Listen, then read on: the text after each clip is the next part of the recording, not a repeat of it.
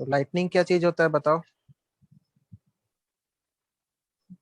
Sir very high current.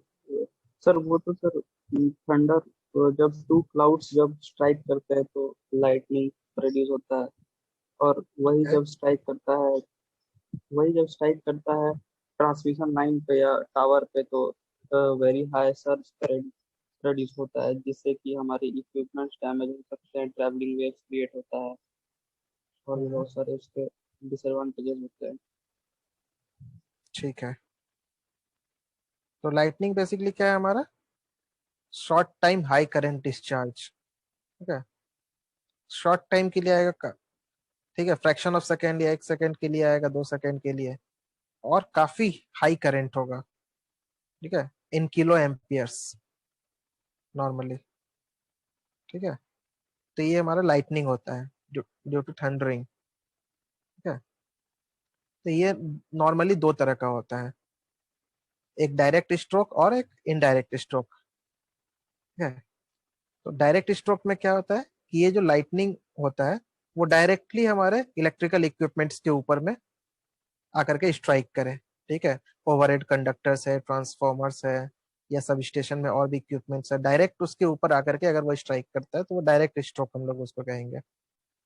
ठीक है, या इनडायरेक्ट स्ट्रोक में क्या होता है, डायरेक्टली हमारे ट्रांसफॉर्मर के ऊपर आकर के स्ट्राइक नहीं करता है लाइटनिंग, वो उसके बगल में कहीं आकर के स्ट्राइक करता है, लेकिन उसके कारण भी हमारा ट्रांसफॉर्मर डैमेज हो सकता है। ठीक है, या जो हमारा सर्किट ब्रेकर है वो डैमेज हो सकता है, या अदर इलेक्ट्रिकल इक्विपमेंट्स। ठीक है, तो दोनों तरह के स्ट्रोक से हमारे इलेक्ट्रिकल इक्विपमेंट्स को प्रोटेक्ट करना जरूरी है।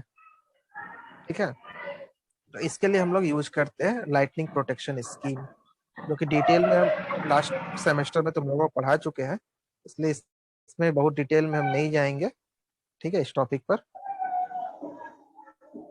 तो हम लोग कौन कौन सा नॉर्मली यूज करते हैं, जो मेन मेथड्स है लाइटनिंग प्रोटेक्शन से बचाने के लिए। एक हम लोग यूज करते हैं ग्राउंड वायर। ठीक है,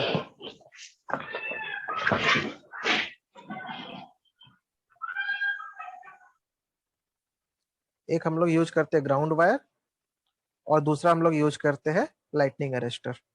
ये दो मेन हमारा प्रोटेक्टिव इक्विपमेंट्स का हो या फिर प्रोटेक्टिव प्रोटेक्शन के लिए हम लोग जो यूज करते हैं, ये दो मेन इलेक्ट्रिकल इक्विपमेंट्स को। ठीक है, ग्राउंड वायर हम लोग कहाँ यूज करते हैं, ग्राउंड वायर का हम लोग यूज करते हैं ये ट्रांसमिशन लाइंस में। ठीक है, या फिर यहाँ सब स्टेशन में भी।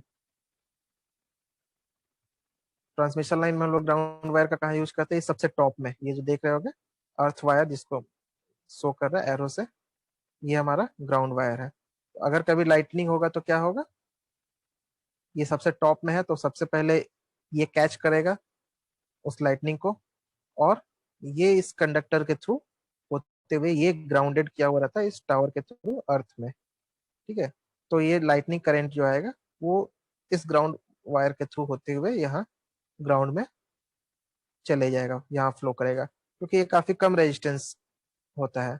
ठीक है, तो मिनिमम रेजिस्टेंस पाथ को फॉलो करेगा करंट, तो वो यहाँ से फ्लो करते हुए अर्थ में चले जाएगा, और ये पूरा हमारा ट्रांसमिशन टावर वो सेफ हो जाएगा। तो ये एक हमारा पर्पस है ग्राउंड वायर का। ठीक है, दूसरा हम लोग यूज करते हैं लाइटनिंग अरेस्टर, लाइटनिंग फेनोमेनन से बचने के लिए, अपने इलेक्ट्रिकल अपरेटस को बचाने के लिए। ठीक है, ये सब स्टेशन देख रहे हो, सब स्टेशन में क्या है, यहाँ पर ये सर्ज अरेस्टर्स जो दिख रहा है। ठीक है, इसी को हम लोग कहते हैं लाइटनिंग अरेस्टर। तो ये भी दो तरह के होते हैं। ठीक है, ये सब भी चीज डिटेल में बता चुके हैं तुम लोगों को। तो ये हमारा किस लिए यूज करते हैं, इसका पर्पस क्या है लाइटनिंग अरेस्टर का, लाइटनिंग को ये अरेस्ट करेगा। ठीक है, जब अगर लाइटनिंग होता है तो ये मिनिमम रेजिस्टेंस पाथ प्रोवाइड कराता है। ठीक है, और ये लाइटनिंग को अरेस्ट करके ग्राउंड में ट्रांसमिट कर देता है, जिससे कि हमारा इलेक्ट्रिकल इक्विपमेंट्स जो भी है वो हमारा सेफ रहे। ठीक है, तो नॉर्मली इस तरह से हम लोग लाइटनिंग से प्रोटेक्ट करते हैं इलेक्ट्रिकल एपरेटर्स को।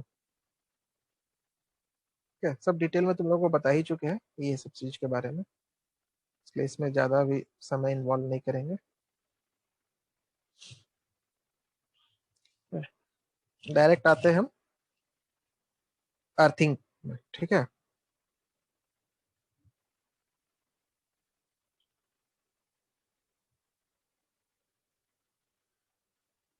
पहले ये बताओ कि अर्थिंग का जरूरत क्यों है।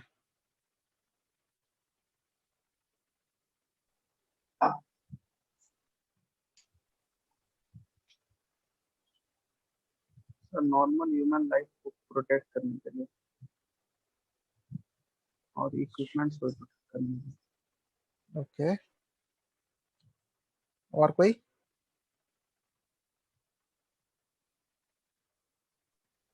लीकेज करंट को पाथ प्रोवाइड करने के लिए, लीकेज करंट को पाथ इंजरी प्रोवाइड को कर, प्रोटेक्ट करने के लिए सबसे।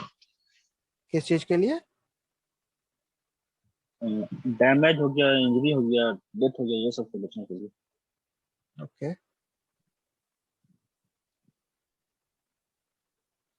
ठीक है। तो अर्थिंग का हमारा पर्पस क्या है मेन, कि हम लोग प्रोटेक्ट करें इलेक्ट्रिकल इक्विपमेंट्स को।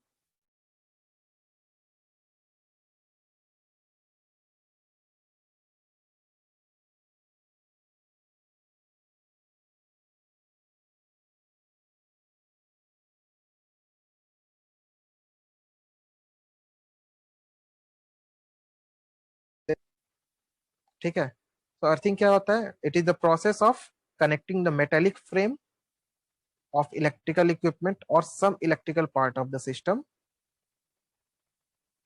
to earth. Okay, and that is called earthing, और इसको हम लोग ग्राउंडिंग भी कहते हैं बेसिकली। ठीक है, तो ये नॉर्मली होता है हमारा दो तरीके का, एक होता है इक्विपमेंट ग्राउंडिंग और दूसरा हम लोग कहते हैं सिस्टम ग्राउंडिंग। इक्विपमेंट ग्राउंडिंग में क्या करते हैं, किसी इक्विपमेंट को हम लोग ग्राउंड करते हैं, उसको उसका अर्थिंग हम लोग करते हैं किसी इक्विपमेंट का। और सिस्टम ग्राउंडिंग में क्या करते हैं, पूरा जो एक सिस्टम है उसके किसी पार्ट को, एक पार्ट को हम लोग ग्राउंड करते हैं। ठीक है, इसमें क्या करते हैं, पूरे इक्विपमेंट को हम लोग करते हैं, और इसमें पार्ट ऑफ द इक्विपमेंट उसको हम लोग ग्राउंड करते हैं। ठीक है, इक्विपमेंट ग्राउंडिंग को समझने के लिए ये दो डायग्राम है। ठीक है, इससे तुम लोग समझ सकते हो इजिली कि इक्विपमेंट ग्राउंडिंग क्यों जरूरी है। Equipment grounding deals with earthing the non current carrying metal parts of electrical equipment. क्या कहने का मतलब है, it deals with earthing of non current carrying metal parts. ठीक है, ये एक मोटर है सपोज, और ये हमारा सप्लाई है, इस मोटर को सप्लाई दे रहे हैं। ठीक है, यहाँ एक लाइन है, ये इसका न्यूट्रल पॉइंट है। ठीक है, ये सर्किट पूरा हो रहा है, करंट ऐसे फ्लो कर रहा है अपना। ठीक है, यहाँ एक स्विच लगा दिया है, तो करंट यहाँ से पूरा फ्लो कर रहा है नॉर्मली, अंडर नॉर्मल कंडीशन इस तरह से। और ये जो डॉटेड पोर्शन है ये इसका फ्रेम है, मेटेलिक फ्रेम। ठीक है ना, तो नॉर्मल कंडीशन में क्या होगा, ये करंट फ्लो कर रहा है इस तरह से हमारा, लेकिन ड्यू टू एनी रीजन, अगर ये हमारा इंसुलेशन इसका फेल हो जाए इस मोटर का, और इस आउटर, ये जो हमारा आउटर सरफेस है इस मोटर का फ्रेम जो है, यहाँ भी करंट हमारा आ जाए due to failure of insulation of this motor. ठीक है, करंट अगर यहाँ से भी फ्लो करने लगे इस आउटर सरफेस से, और कोई आदमी अगर यहाँ खड़ा इस आउटर सरफेस को टच करेगा, तब क्या होगा, करंट जो है मिनिमम रेजिस्टेंस पार्ट उसके थ्रू फ्लो करेगा। ठीक है, तो ये करंट जो है इस ह्यूमन बीइंग के थ्रू होते हुए अर्थ में चले जाएगा। ठीक है, तब पाथ क्या हो जाएगा करंट का, ये इस तरह से करंट फ्लो करेगा, तो इलेक्ट्रिक शॉक इसको लग सकता है, लग सकता है क्या, ये ऑब्वियसली लगेगा ही इस केस में। ठीक है, इसलिए यहाँ पर इक्विपमेंट को हम लोग ग्राउंड करते हैं। ठीक है, इसके जो आउटर सरफेस है इसको ग्राउंड करते हैं, इस फिगर में देख सकते हैं इस चीज को। ये जो इसका मेटेलिक फ्रेम है इस मोटर का, इसको हम लोगों ने इस ग्राउंड कंडक्टर के थ्रू यहाँ कनेक्ट कर दिया है। ठीक है, तो अब क्या होगा कि अगर यहाँ से करंट फ्लो भी करता है इंसुलेशन फेल होने के कारण इसके आउटर सरफेस में, तो क्या होगा, ये इस ग्राउंड कंडक्टर के थ्रू फ्लो कर जाएगा। ठीक है, इस ह्यूमन बॉडी के थ्रू नहीं करेगा, क्योंकि यहाँ जो कंडक्टर यूज करते हैं उसका काफी कम रेजिस्टेंस होता है, काफी पतला वायर हम लोग यूज करते हैं इस ग्राउंडिंग के लिए। ठीक है, काफी कम रेजिस्टेंस का होता है। तो मिनिमम रेजिस्टेंस पाथ उसको ये मिले इस करंट को फ्लो करने के लिए, यहाँ से वो फ्लो करता है। तो इस तरह से इलेक्ट्रिक शॉक से ह्यूमन को बचा सकते हैं हम लोग। इसलिए ग्राउंडिंग हमारा जरूरी है, अर्थिंग करना। ठीक है, तो ये हमारा हो गया इक्विपमेंट ग्राउंडिंग। तो यही चीज को यहाँ एक्सप्लेन किया हुआ है डिटेल्स में।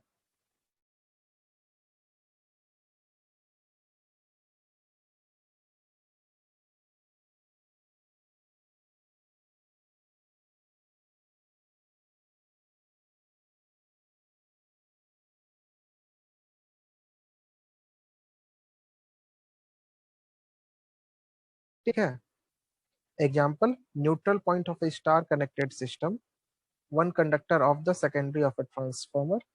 ठीक है, ठीक है, कुछ पार्ट को हम लोग पूरे के पूरे सिस्टम को नहीं कर रहे, उसके कुछ एक पोर्शन को हम लोग ग्राउंड कर रहे हैं, तो that is called the system grounding.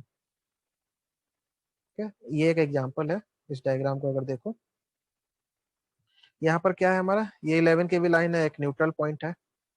ठीक है, 11 केवी लाइन से ये हमारा कनेक्टेड है, ये सर्किट हमारा करंट इस तरह से फ्लो कर रहा है। ठीक है, और ये इसका सेकेंडरी साइड है।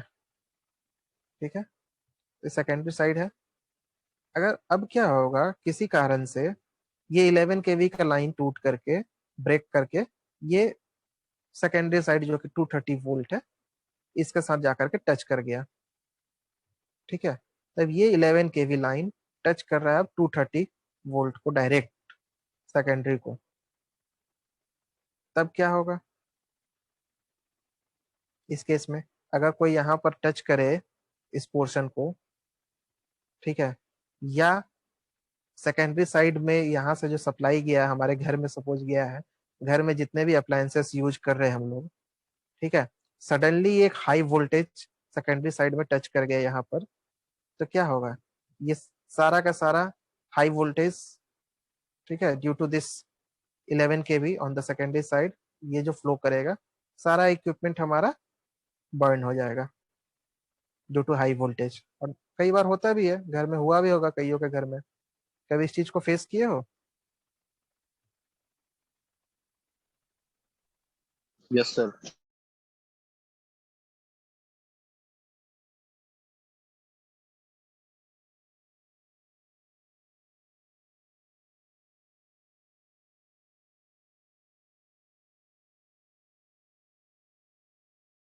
आप में भी शायद तुम लोग अभी नहीं थे, अभी एक रिसेंटली हुआ भी था।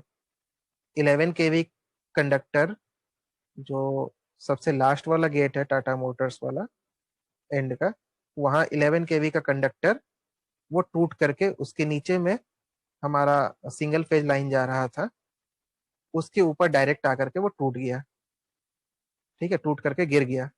उसके कारण पूरा करीब 5-6 पोल का तार, जितना भी कंडक्टर था पूरा का पूरा, सब नीचे जमीन पर गिर गया ड्यू टू शॉर्ट सर्किट।